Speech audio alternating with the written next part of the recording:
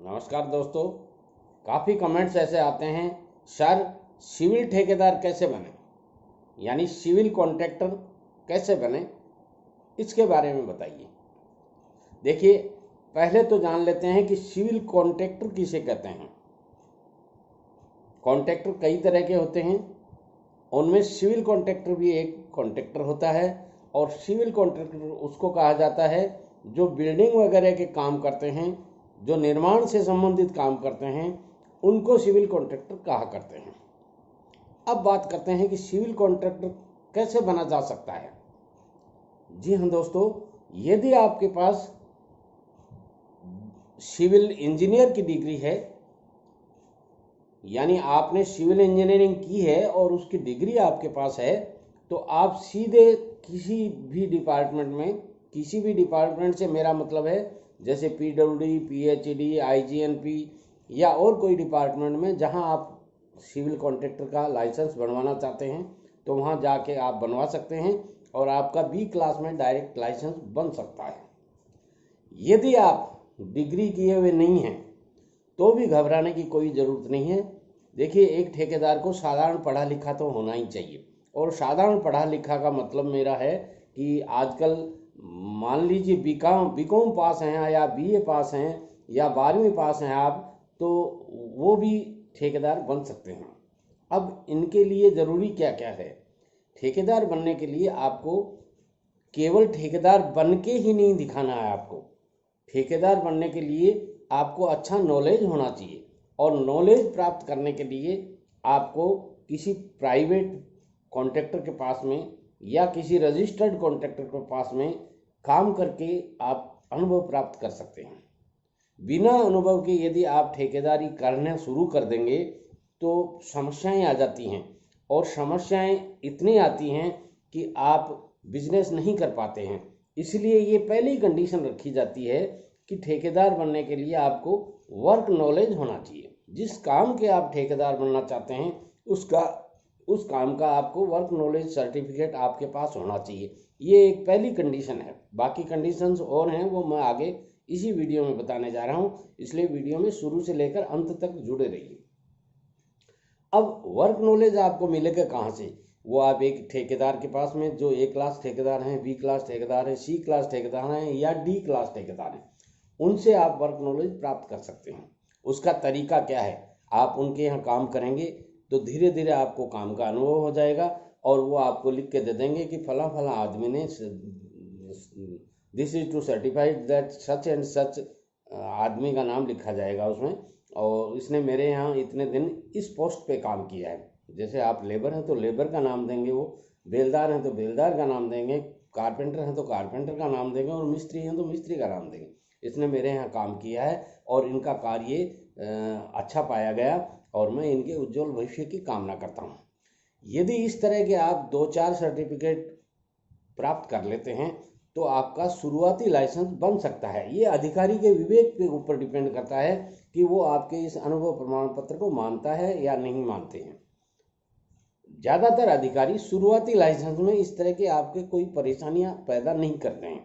वो भी समझते हैं कि शुरुआत में जब वर्क नॉलेज कहाँ से मिलेगा, तो बना देते हैं।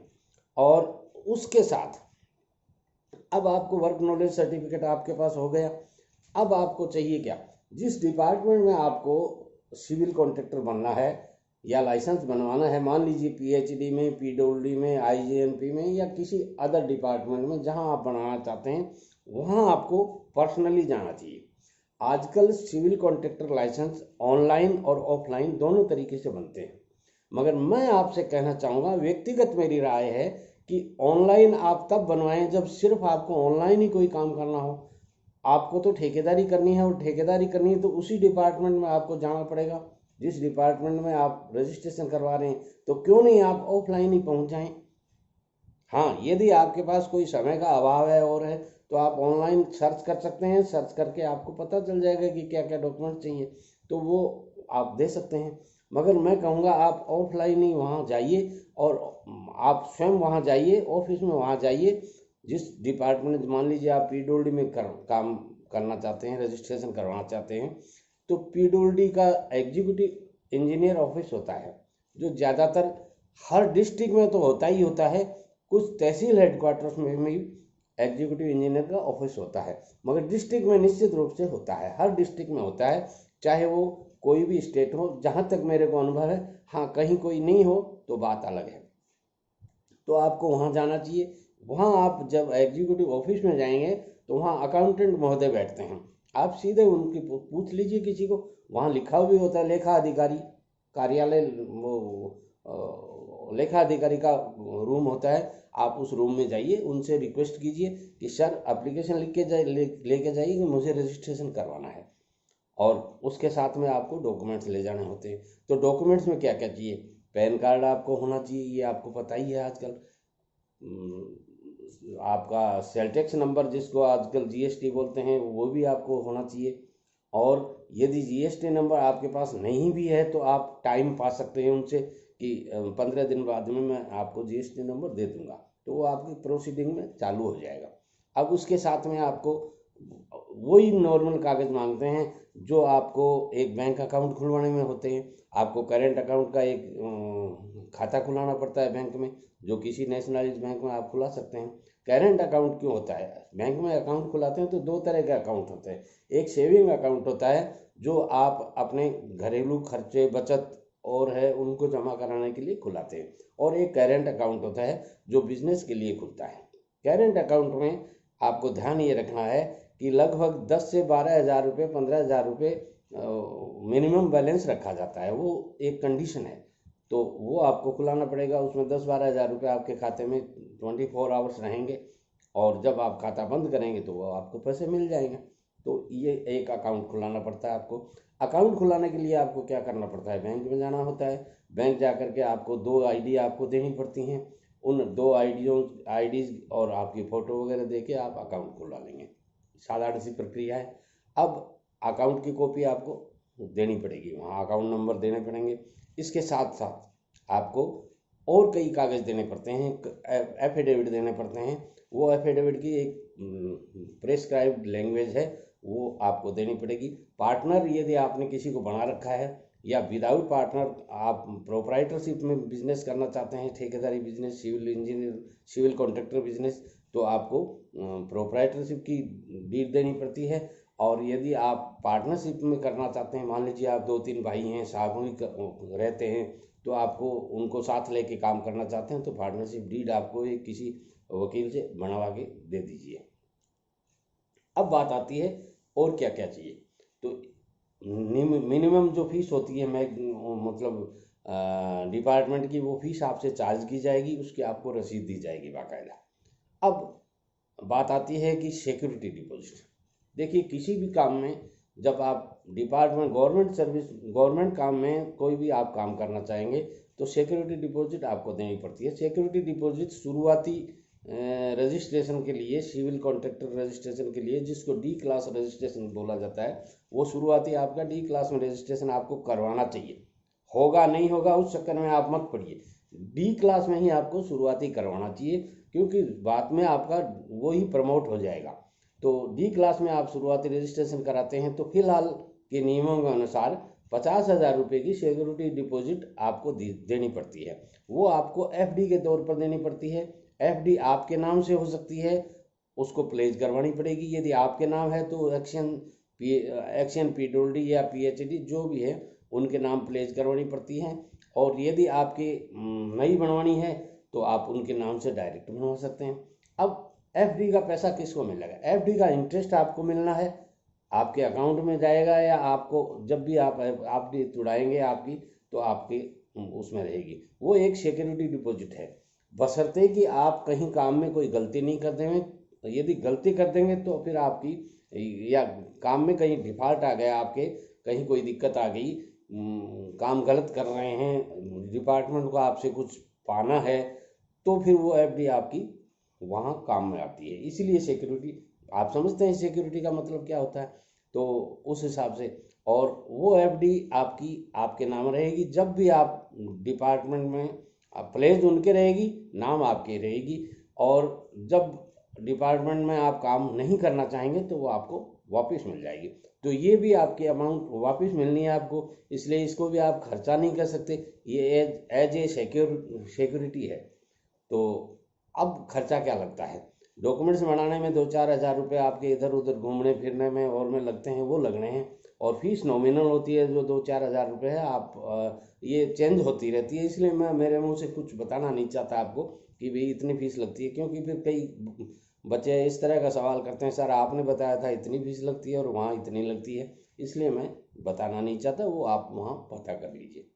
अब टाइम कितना लगता है, और एक दो जो डॉक्यूमेंट्स हो सकता है मैं भूल गया हूँ, क्योंकि मैं सारे बातें मौके ही बताता हूँ, अपने दिमाग से ही बताता हूँ, जो मेरे दिमाग में होती हैं वो बताता हूँ आपको। तो इसमें हो सकता है कोई एक दो डॉक्यूमेंट्स मैं भूल गया हूँ, तो वो डॉक्यूमेंट्स आपको वहाँ अकाउंटेंट महोदय या उनका बाबूजी, वो जो जिनको रजिस्ट्रेशन बाबू का कहा जाता है, वो आपको बता देंगे। अब इसमें प्रोसीजर में टाइम कितना लगता है, कुछ लोगों के ये भी सवाल होते हैं, सर रजिस्ट्रेशन बनाएंगे कितना समय लगेगा। देखिए, ये अधिकारी के विवेक के ऊपर डिपेंड है, अधिकारी के ऑफिस में बैठने के ऊपर डिपेंड है, क्योंकि पीडब्ल्यूडी के अधिकारी, पीएचडी के अधिकारी, उनको साइट्स पे जाना होता है, और साइट्स पे जो वर्क चलते हैं उनकी विजिट करनी होती है, उनका वेरिफिकेशन करना पड़ता है, उनका पेमेंट करना पड़ता है, बहुत से काम होते हैं। तो उन कामों के तहत उनको साइट्स पे जाना पड़ता है। ऑफिस में उनका बैठना कम होता है और साइट्स पे ज़्यादा जाना होता है। तो जब वो साइट से ऑफिस में आते हैं तब उनको फुर्सत मिलती है, और फाइलों का अंबार लगा होता है। तो उन फाइलों में सीरियली जैसा जैसा नंबर आता है वो ऊपर से एक एक फाइल उठाते हैं और आगे फॉरवर्ड करते रहते हैं। तो ऐसी स्थिति में आपको इसमें 15-10 दिन के 20 दिन का टाइम निकल लगता है। अच्छा, एक फाइल कम से कम भी 5 आदमियों के हाथों में से निकल के जाती है। 5 आदमी कम से कम उसको, अकाउंटेंट उनको चेक करेगा, बाबू चेक करेगा, टीए जिनको टेक्निकल असिस्टेंट बोलते हैं वो चेक करेंगे, और फिर उसके बाद में एग्जीक्यूटिव इंजीनियर साहब होंगे, उनके पास जाती है। तब तक टाइम लग जाता है, 3-4-5 पोजीशन से निकल के जाती है तो टाइम लग जाता है। तो महीने 20 दिन लगना तो साधारण बात है। और यदि ज़्यादा टाइम लगता है तो आप पर्सनली रिक्वेस्ट कर सकते हैं, आप रिमाइंडर दे सकते हैं उनको, और जल्दी यदि आपको बनवाना है तो जल्दी भी हो सकती है। अब बात आती है कि रजिस्ट्रेशन बनने के बाद में आपका रजिस्ट्रेशन हो गया, अब आप एक डी क्लास कॉन्ट्रैक्टर की हैसियत से काम कर सकते हैं। अब होता क्या है, जब वर्क निकलते हैं तो उसकी एनआईटी निकलती है, और एनआईटी की कॉपी, एक कॉपी रजिस्टर्ड ठेकेदारों को भेजी जाती है। अब आजकल ऑनलाइन का ज़माना हो गया, तो ईमेल के द्वारा आपको मिल जाएगी। आप ईमेल वगैरह आपको देंगे, वो ईमेल वगैरह आपको उस समय भी देने पड़ेंगे जब रजिस्ट्रेशन करवाएंगे। फ़ोन नंबर आपको देने पड़ते हैं, तो आपके फ़ोन के ऊपर मैसेज आ जाएगा, आप पार्टिसिपेट कर सकते हैं। और ठेकेदारों को काम उनको मिलता है जिसकी रेटें लोवेस्ट होती हैं। लोवेस्ट में भी दो बातें होती हैं, यदि आपका फर्स्ट लोवेस्ट होता है तो सेकंड लोवेस्ट और फर्स्ट लोवेस्ट के बीच में बहुत ज़्यादा वेरिएशन नहीं होता है, डिफरेंस नहीं होता है, तो आपको काम अलॉट हो जाएगा। मान लीजिए फर्स्ट लोवेस्ट की रेट आपने दे दी 5%, और रेटें जा रही हैं 25%, और वेरिएशन बहुत रह गया, तो अधिकारी के समझ में आ जाएगा नहीं ये ठेकेदार गलत रेट दे गया, अनजान है, जानकार नहीं है, तो वो आपको, आपके टेंडर को कैंसिल भी कर सकते हैं, आपको ब्लैक लिस्ट भी कर सकते हैं, और वो उनके विवेक के ऊपर डिपेंड है। मगर यदि रेटों का डिफरेंस आपका मिनिमाइज है, नाम मात्र का है, या यूँ कह सकते हैं अच्छा टफ कंपटीशन है, तो वो आपको वर्क अलॉट कर देते हैं। और वर्क अलॉट करने के बाद में आपको काम शुरू करना पड़ता है। काम आपको करने के लिए डिजाइन ड्राइंग साथ में दी जाती है, स्पेसिफिकेशन साथ में दिया जाता है, जी शेड्यूल साथ में दी जाती है, और जेईएन साहब, जिनको जूनियर इंजीनियर कहते हैं, वो साइट पे आपको काम बताने के लिए, काम की डिजाइन ड्राइंग समझाने के लिए डेप्यूट किए जाते हैं, और वो काम संभालते रहते हैं, आपको वहाँ मिलते रहते हैं, बार बार आके चेक करते हैं, और आपको सारी फैसिलिटी डिपार्टमेंट में जो आप चाहेंगे और जो नियमों के अनुसार है वो दी जाती है। आशा है मैं आपको पूरी जानकारी दे पाया हूँ। यदि पूरी जानकारी दे पाया हूँ तो मेरी channel SN. Sharma motivational speaker YouTube पे जाके सर्च कीजिए, सब्सक्राइब कीजिए और बेल आइकन को दबा दीजिए, ताकि आने वाले हर वीडियो का नोटिफिकेशन आपको मिलता रहे। नमस्कार, धन्यवाद।